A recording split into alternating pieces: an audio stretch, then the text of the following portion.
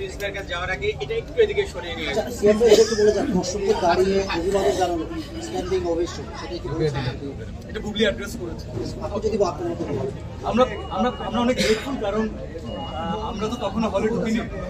আমাদের জন্য আমি বারবার বললাম যে এই শোটা অনেক ইম্পর্টেন্ট ছিল, কারণ এটাই প্রথম শো যেটা সিনেপ্লেক্সে অডিয়েন্স দেখতে পাচ্ছে।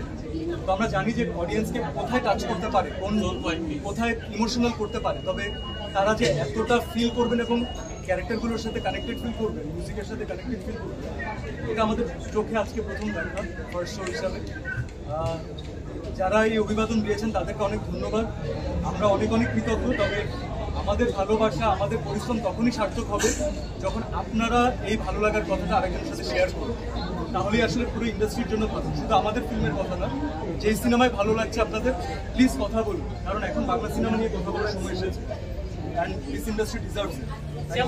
আপনি শুরুতে একটা অদৃশ্য শক্তির সঙ্গে লড়াইয়ের কথা বলেছেন।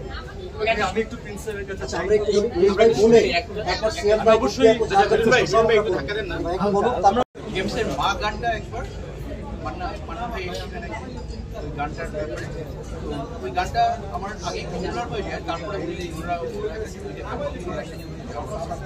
ওই আমার 2002 বা 2003 কষ্ট চলিত কষ্ট।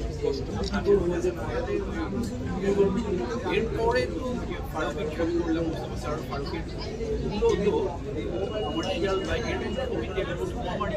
আমার